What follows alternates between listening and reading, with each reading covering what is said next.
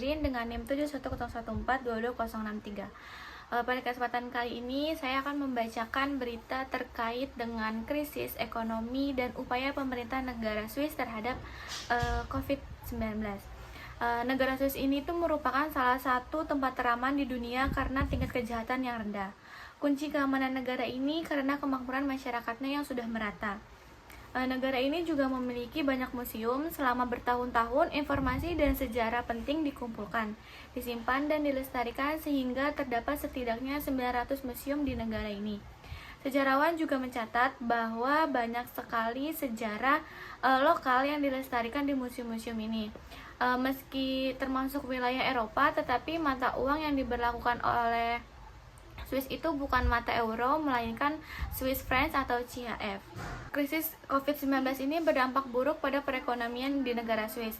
Swiss tengah menghadapi kemerosotan ekonomi yang belum pernah terjadi sebelumnya. Banyak pemerintah menanggapi pandemi COVID-19 dengan memberlakukan pemberatasan besar pada masyarakat dan ekonomi mereka pada bulan Maret, yang memicu penurunan signifikan dalam perdagangan global dan permintaan ekspor Swiss. Pemerintah Swiss juga menutup sebagian besar kehidupan publik di negara tersebut yang berdampak besar pada ekonomi domestik. Sekretariat Negara Swiss untuk Urusan Ekonomi atau SECO berasumsi bahwa output manufaktur akan turun sekitar 25% dari total nilai tambah ekonomi dibandingkan dengan tahun 2019. Jika Swiss bergerak ke dalam resesi berbentuk V atau penurunan besar yang diikuti oleh pemulihan yang cepat, SECO memperkirakan bahwa PDB akan turun sebesar 7% pada tahun 2020 dan tingkat pengangguran akan naik menjadi 4% dari 2,3% pada tahun 2019.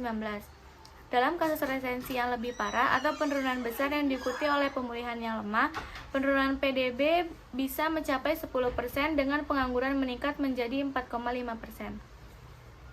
Meskipun skala kemerosotan ekonomi belum dapat diukur secara akurat dan estimasi melibatkan ketidakpastian yang cukup besar, sudah jelas bahwa krisis COVID-19 telah menghantam ekonomi Swiss dengan sangat keras, dengan dampak yang besar pada pengusaha dan karyawan.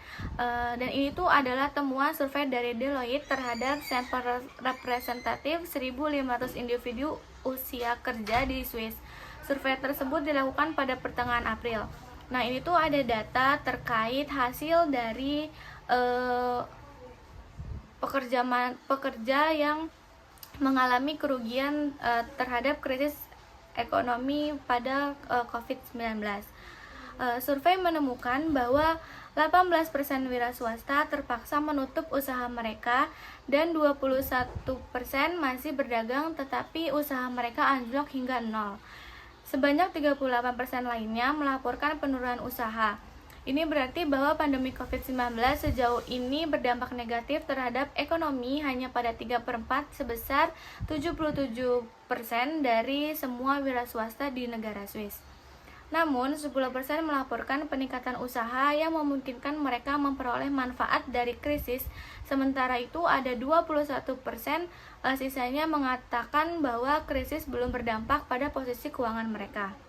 Banjir pengajuan pinjaman usaha menunjukkan betapa seriusnya situasi bagi para pelaku usaha, terutama usaha kecil dan menengah atau UKM.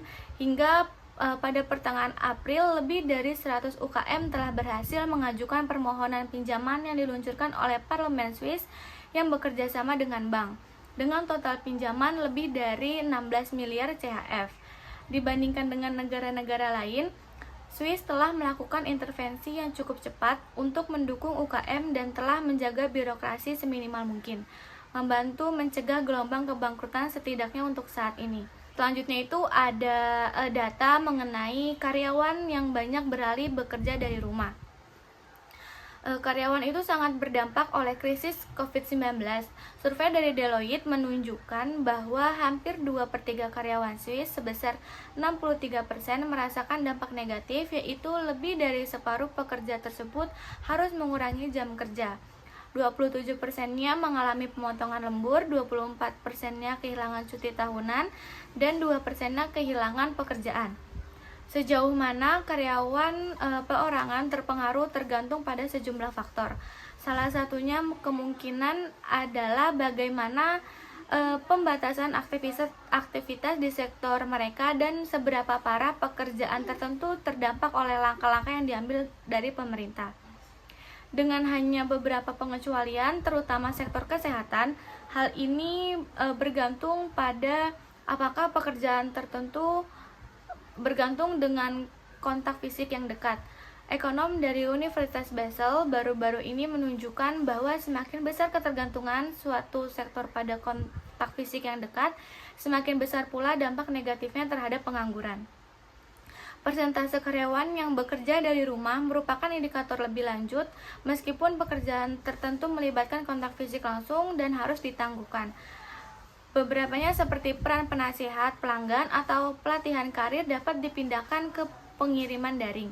Survei dari Deloitte menunjukkan bahwa di sektor-sektor tempat sebagian besar tenaga kerja bekerja dari rumah, hanya sejumlah kecil karyawan yang jam kerjanya dikurangi menjadi 0 dan dipindahkan ke pembayaran kompensasi kerja jangka pendek atau benar-benar kehilangan pekerjaan.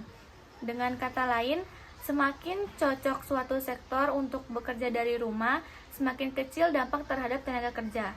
Dalam kasus seperti itu, bekerja dari rumah dapat meredam dampak pembatasan pemerintah.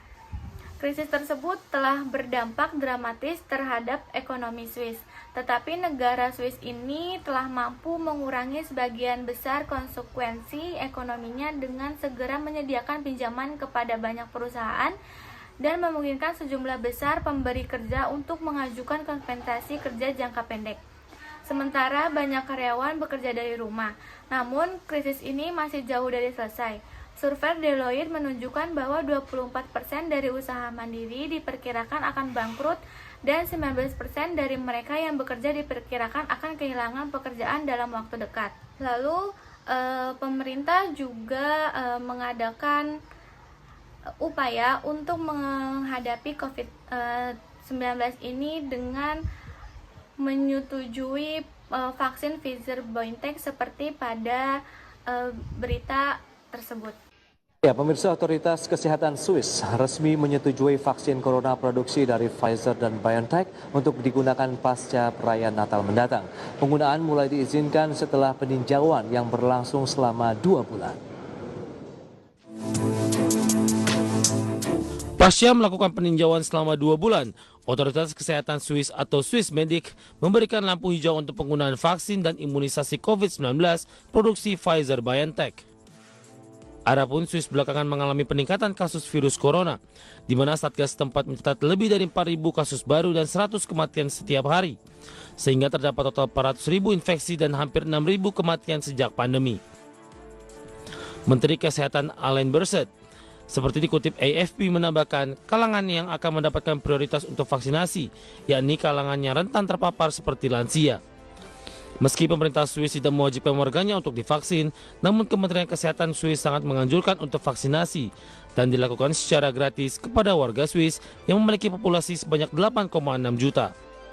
Pemerintah Swiss akan melibatkan kalangan militer untuk distribusi vaksin Pfizer-BioNTech dan akan memberikan hampir 107.000 dosis vaksin dalam beberapa hari mendatang.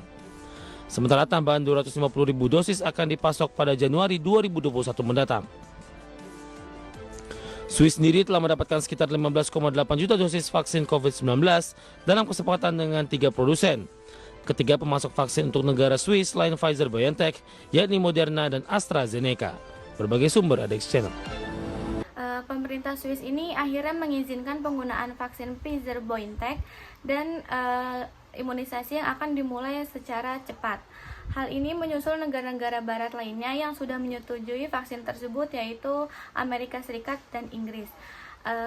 Inggris ini menyetujui penggunaan vaksin COVID-19 yang dikembangkan oleh Pfizer-BioNTech mendahului Amerika Serikat dan Eropa. Sedangkan Badan Pengawas Obat dan Makanan Amerika Serikat atau Food and Drug Administration atau FDA resmi memberikan persetujuan darurat untuk vaksin virus corona yang dikembangkan oleh Pfizer dan BioNTech. Otoritas Regulasi Swissmedic mengatakan telah memberikan lampu hijau setelah tinjauan bergulir 2 bulan.